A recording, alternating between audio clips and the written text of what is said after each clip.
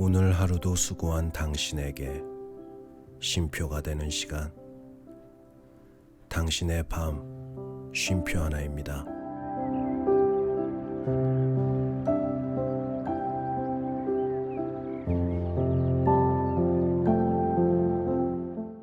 안녕하세요. 남자 사람입니다.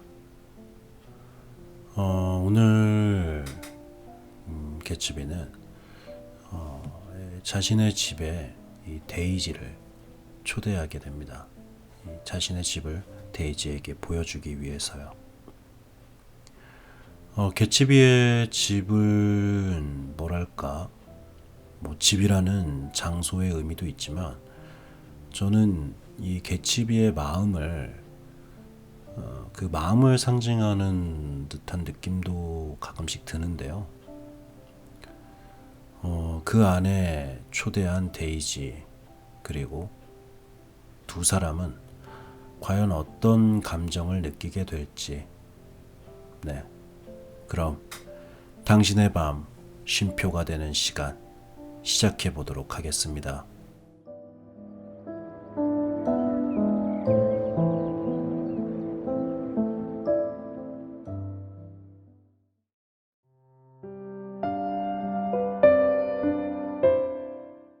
위대한 개츠비 13번째 이야기.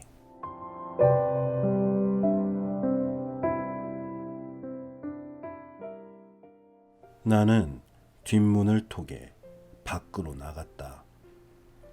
지금 내 모습은 반 시간 전에 잔뜩 긴장한 채 집 주변을 한 바퀴 돌았을 개츠비의 모습과 같을 것이다. 나는 굵은 잎이 무성하고 그루터기가 울퉁불퉁한 거목 아래로 달려갔다. 다행히 울창하게 자란 이파리들이 비를 막아주었다. 비는 또다시 내리부었다. 개츠비의 정원사가 말끔하게 손질해주긴 했지만 우리 집에 울퉁불퉁한 잔디밭에는 작은 흙구덩이와 선사시대의 늪지대가 여기저기 생겨나고 있었다. 그 나무 아래에서는 눈에 들어오는 것이라고는 거대한 개츠비의 저택밖에 없었다. 나는 교회의 뾰족탑을 바라보는 칸트처럼 반 시간이나 그 집을 노려보았다. 개츠비의 저택은 10년 전쯤 한 양조업자가 당시의 유행에 맞게 지은 것이었다. 그 사람은 인근에 있는 집 주인들에게 그들 집의 지붕을 모두 집으로 덮으면 5년간 세금을 대신 내주겠다고 제안했다는 이야기가 전해지고 있다. 그러나 주변 사람들은 그의 제안을 받아들이지 않았고 그 때문인지 가문을 이루겠다는 그의 야무진 꿈도 무너지고 말았다. 그 뒤 건강도 악화되었고 그의 자식들은 대문에서 검은 화환의 상장을 떼어내기도 전에 그 집을 팔아버렸다고 한다. 미국인들은 노예와 같은 농노가 될지언정 소장농이 되지 않겠다는 신념을 가진 사람들이었다. 30분쯤 지나자 해가 나기 시작했다. 식료품점의 자동차가 개츠비의 집에 자동차 길을 돌아 하인들의 식사 재료를 싣고 오는 것이 보였다. 문득 개츠비는 지금 아무것도 먹고 싶지 않을 거라는 생각이 들었다.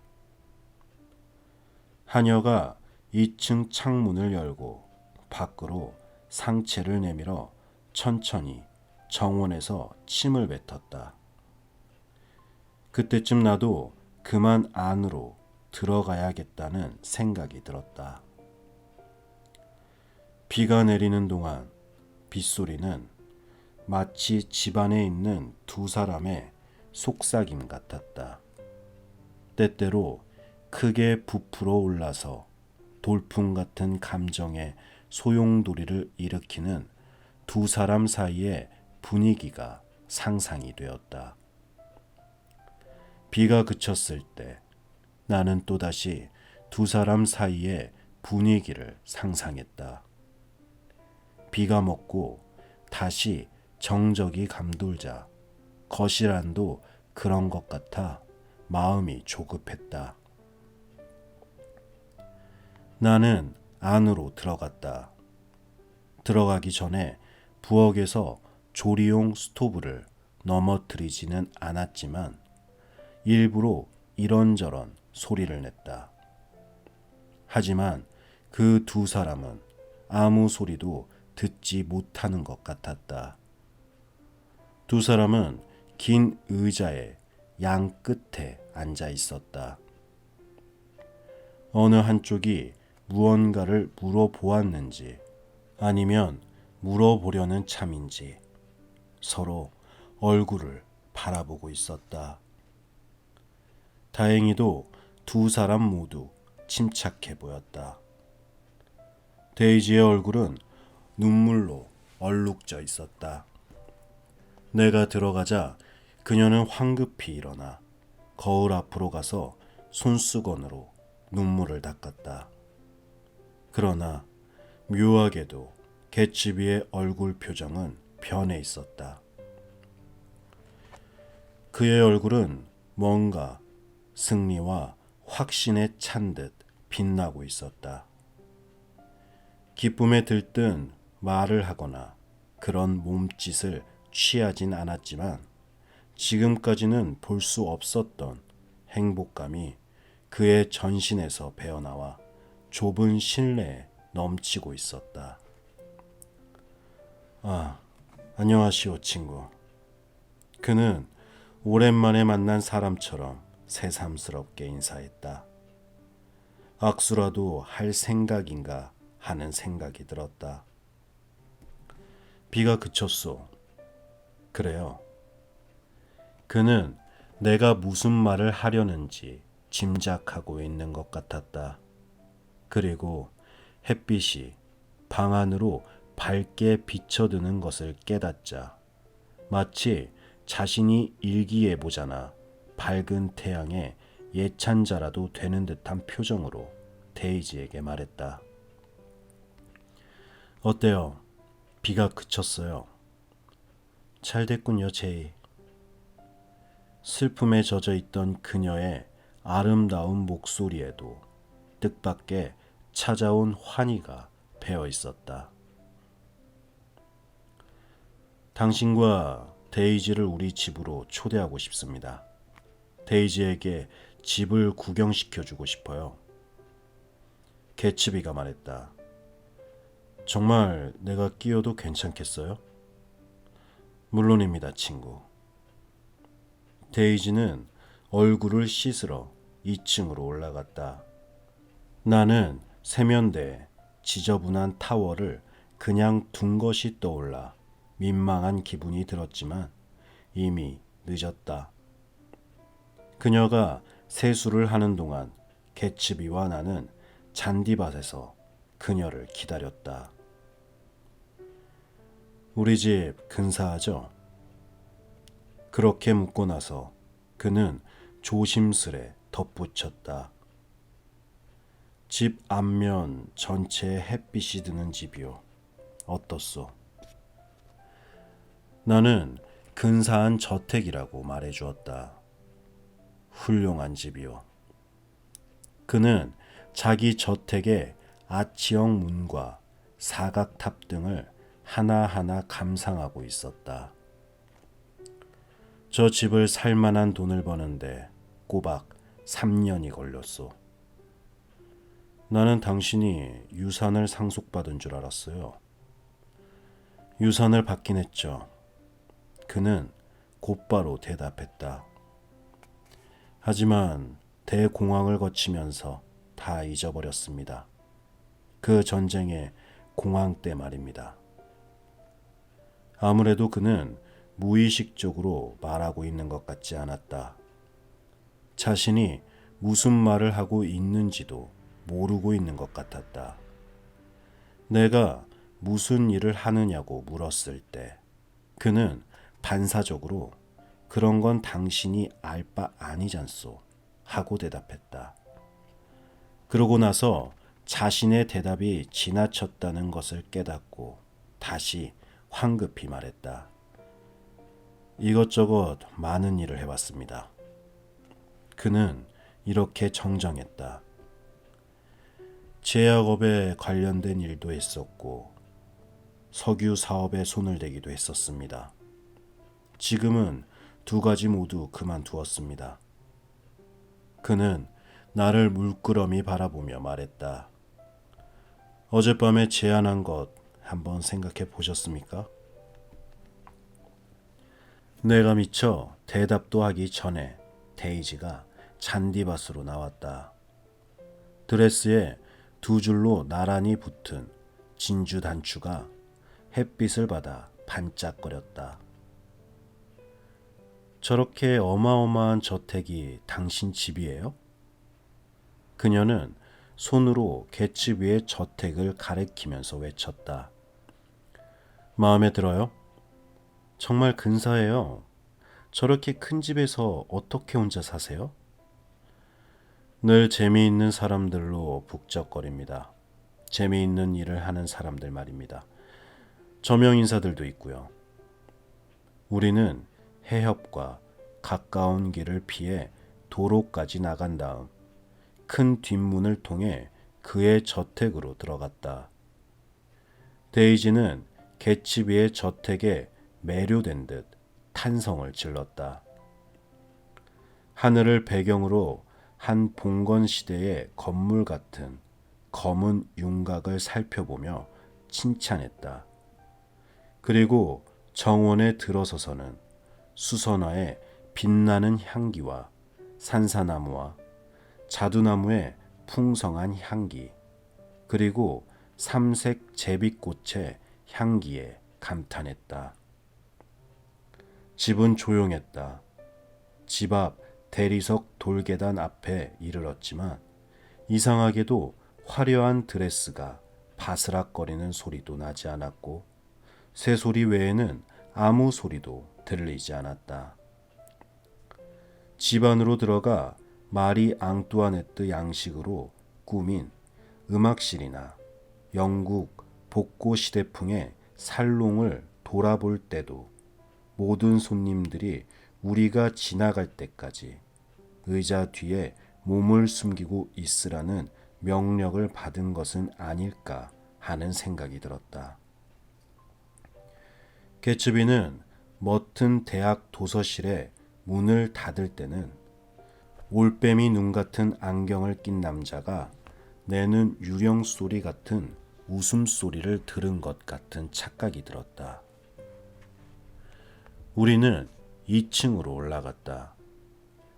장밋빛과 라벤더색 비단으로 둘러싸고 갓 꺾어온 꽃들로 산뜻하게 연출한 고풍스러운 침실들을 지나서 화장실과 당구장 그리고 욕조가 움푹 들어간 욕실도 둘러보았다.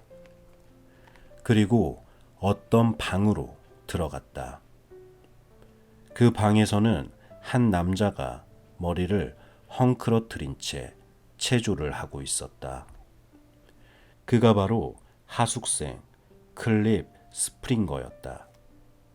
나는 그날 아침 그가 허기진 듯 해변을 어슬렁거리던 것을 보았다. 마지막으로 들어간 곳은 갯집 위의 방이었다. 침실과 욕실, 애덤식의 서재까지 갖추어진 방이었다. 우리는 서재에 앉아 개츠비가 벽장에서 꺼내온 샤트루즈를 한 잔씩 마셨다. 개츠비는 단 한순간도 데이지에게서 눈을 떼지 않았다. 그는 데이지에게 자신의 저택을 보여주고는 그녀의 눈에 나타나는 반응에 따라 자기 집의 모든 것을 다시 평가하고 있을 것이다. 때로는 넋이 나간 듯 자기 물건들을 멍하니 둘러보기도 했다. 때로는 데이지가 자기 눈앞에 있는 이상 자기 집의 가구들은 이제 의미가 없다는 듯이 멍하니 둘러보기도 했다. 그러다가 한 번은 계단에서 굴을 뻔했다. 개츠비의 침실은 둘러본 방 중에서 가장 수수하게 꾸며져 있었다. 다만 순금으로 단순하게 만들어진 세면 용품들을 얹어둔 화장대만은 예외였다. 데이지는 빗을 들고 즐겁게 머리를 매만졌다. 그동안 개츠비는 의자에 앉아서 손으로 두 눈을 가리며 유쾌하게 웃었다. 정말 희한한 일은 말입니다, 친구. 그는 들뜬 목소리로 말했다. 나는 아무런 애를 써도 저렇게 할 수가 없어요. 그는 이미 두 단계를 지나서 세 번째 단계로 들어서고 있었다. 당황스러움과 이유를 알 수 없는 기쁨을 거쳐 이제는 데이지가 자신의 눈앞에 있다는 사실 자체로 어리둥절해하고 있었다. 그는 오랫동안 이 순간을 기다려왔다. 그는 오늘 오전부터 이 일들을 계속 머릿속에 그려왔을 것이고 감히 상상할 수도 없는 대단한 집중력으로 이를 악물고 기다려왔을 것이다. 그는 너무 세게 감은 시계의 태엽처럼 서서히 풀리고 있었다. 잠시 뒤 평정을 되찾은 그는 우리에게 커다란 특수 옷장 2개를 열어 보여주었다. 그 안에는 정장과 가운, 그리고 넥타이와 와이셔츠들이 산더미처럼 쌓여 있었다. 영국에서 내 옷을 사서 보내는 사람을 고용했죠. 부모가 가을을 시작될 때마다 옷을 골라 보냈답니다. 그는 와이셔츠 한 뭉치를 꺼내 한 장 한 장 우리 앞에 펼치기 시작했다. 얇은 마 와이셔츠, 두꺼운 실크 와이셔츠, 올이 촘촘한 프란넬 와이셔츠 등이 테이블 위를 각약각색으로 수놓았다. 우리가 감탄하자 그는 더 많은 와이셔츠를 꺼냈고 우리 앞에는 최고급 셔츠들이 산더미처럼 쌓였다. 산호색과 연한 녹색, 라벤더색, 엷은 주황색 바탕에 줄무늬가 있는 것도 있고 소용돌이 무늬, 체크 무늬도 있었다. 그 중에 진한 청색으로 개츠 위에 이니셜을 수놓은 것도 있었다. 데이지는 갑자기 셔츠 더미 속으로 얼굴을 파묻고 격렬하게 울기 시작했다. 어쩜 이렇게 예쁜 와이셔츠가. 그녀는 와이셔츠 더미 속에서 울먹였다. 이제껏 이렇게 아름다운 셔츠는 본 일이 없어요. 이걸 보니 갑자기 슬퍼지는군요. 집 안을 둘러본 뒤 우리는 정원과 풀장, 하이드로플레인과 여름꽃들을 구경하려고 했으나 또다시 비가 쏟아졌다. 우리는 창가에 나란히 서서 파도가 치는 거친 해협의 바다를 바라보았다. 안개가 없다면 해협 건너편에 있는 당신 집이 보였을 텐데. 개츠비가 나직하게 말했다. 당신 집의 장교 끝에는 항상 녹색 등이 켜져 있더군요. 데이지는 갑자기 개츠비에게 다가가 팔짱을 꼈다. 그러나 개츠비는 방금 자신이 한 말 외에는 관심이 없는 듯 했다. 그 불빛의 심오한 의미가 지금은 완전히 사라져버렸다는 생각이 들었을지도 모른다.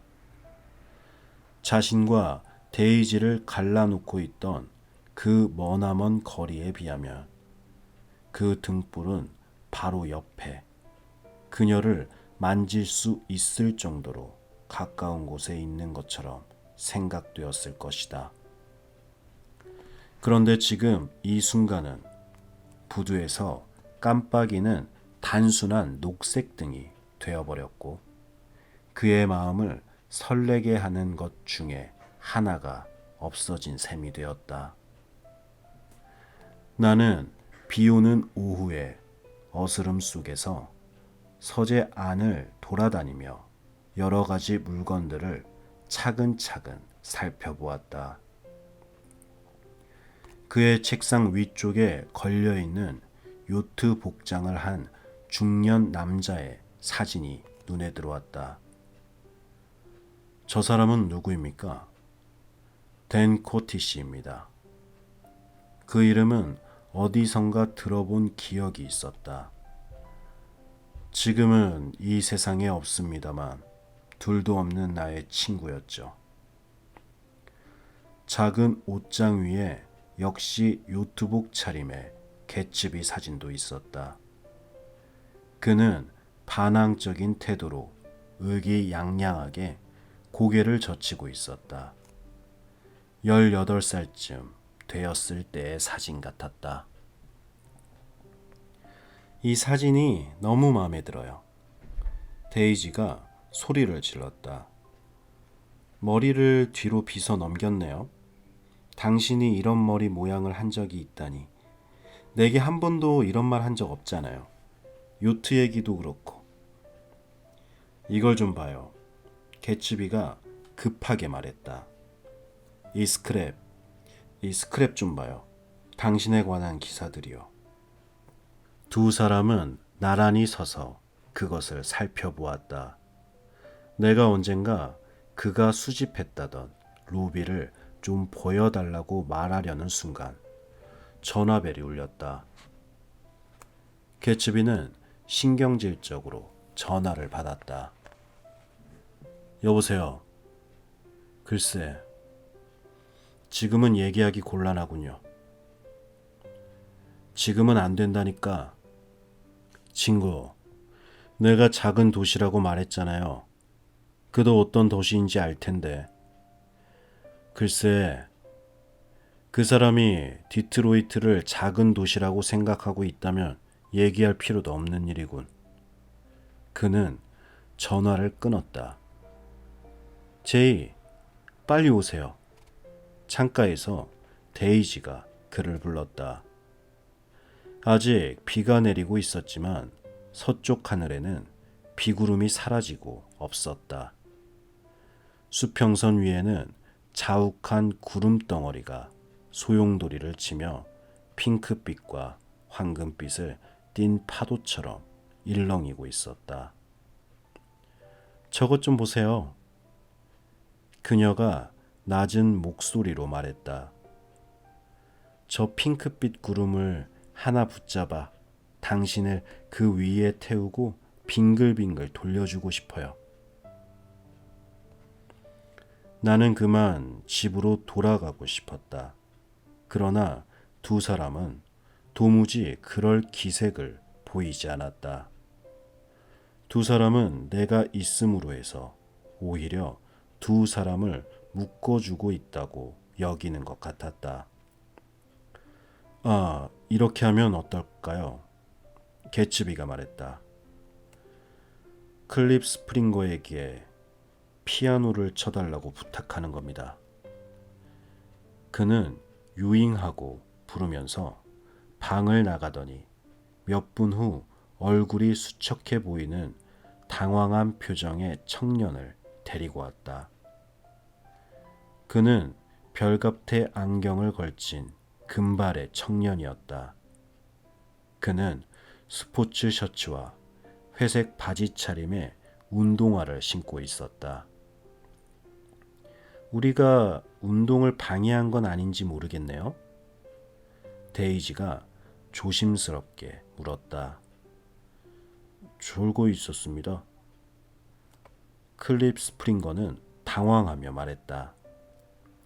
사실 아까부터 자고 있었습니다. 그러다가 일어나서. 클립 스프링거는 피아노를 칠 줄 알아요. 개츠비가 끼어들었다. 그렇지, 윙? 못해요. 절대 못 칩니다. 더구나 요즘엔 연습도 못했고. 모두 아래층으로 내려갑시다. 개츠비는 그의 말을 가로막으며 전등 스위치를 올렸다. 온 집안이 환하게 밝아지면서 잿빛 유리창들이 사라졌다. 살롱에 들어선 개츠비는 피아노 옆에 있는 전등만을 켰다. 그리고 떨리는 손으로 데이지의 담배에 불을 붙여준 뒤 그녀와 함께 방 한쪽에 놓인 의자에 나란히 앉았다.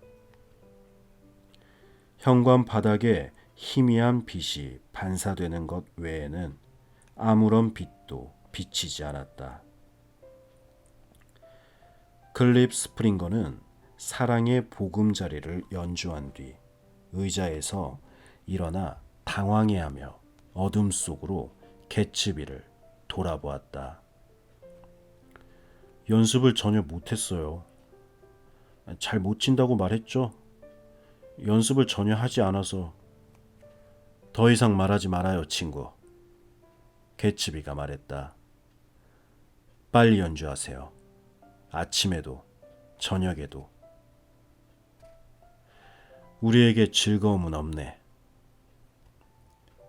문 밖에서는 바람 소리가 점점 커졌다. 멀리 해협 쪽에서 희미하게 천둥 소리가 울려 퍼졌다. 어느새 웨스트에그 전체에 불이 켜져 있었다. 기차는 뉴욕에서 사람들을 싣고 빗속으로 달려왔다. 사람들의 일상에 중요한 변화가 일어나는 시간이었고 약간의 흥분이 일렁이기도 시작했다. 오직 한 가지 분명한 것은, 무엇보다도 분명한 것은 부자는 돈을 벌고 가난한 자는 자식을 얻는다는 것. 그러는 동안, 그러는 사이에 작별 인사를 하러 갔을 때 개츠비의 얼굴에 또다시 곤혹스러운 빛이 감돌고 있었다. 지금 자신이 느끼고 있는 행복에 막연한 불안감이 든다는 듯한 표정이었다. 거의 5년 만에 만난 그녀였다. 그날 오후에 데이지는 몇 번이고 그의 꿈을 깨어 버렸을 것이다. 그녀의 잘못이라기보다 그동안 개츠비의 환상이 너무나 커져 버렸기 때문일 것이다. 환상이 현실의 그녀를 부정하고 모든 것을 뛰어넘어 버렸기 때문이다. 그는 정열을 다해 자기의 환상에 빠져들었고 찬란한 깃발로 그 환상을 장식하고 있었다. 아무리 뜨거운 정열도, 아무리 순수한 애정도 남자의 가슴 속에서 키워온 환상에는 미치지 못하는 것이다. 내가 지켜보는 동안 그는 눈에 띄게 기분이 좋아진 것 같았다. 그는 살며시 데이지의 손을 잡았다. 그녀가 낮은 목소리로 속삭이자 그는 갑자기 감정이 복받치는 듯 그녀를 바라보았다. 그녀의 목소리에 담긴 매혹적인 정열이 그를 사로잡았을 것이다. 그녀의 목소리는 상상을 뛰어넘을 만큼 매력적이었기 때문이다.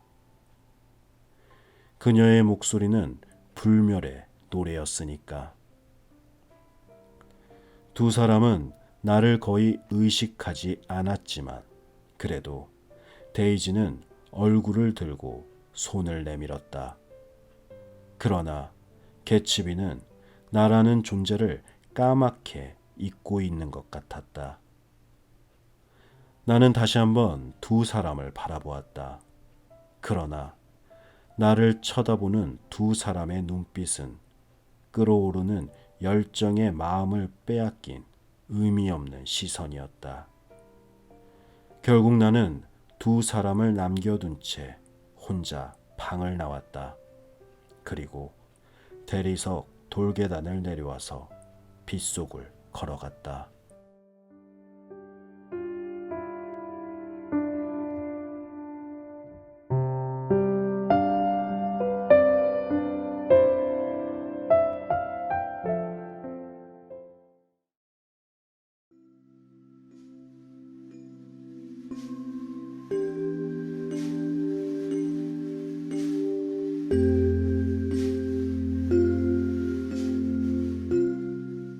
네.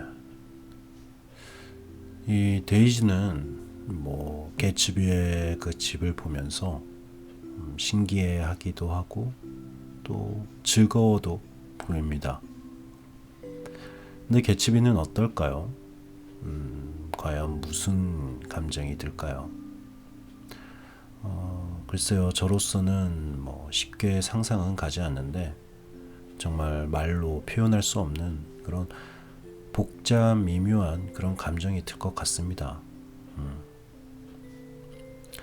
그리고 저 개인적으로 그냥 저 혼자만 재미있게 느껴진 그런 포인트일 수도 있는데 이 뭐랄까 이 두 사람 사이에 있는 그 닉의 포지션, 이 두 사람하고 같이 있는 이 닉의 모습이 조금은 좀 우습게 상상이 되기는 했는데 왜일까요? 네. 여러분들은 글쎄 어떤 감정을 느끼셨을지 저 또한 궁금합니다.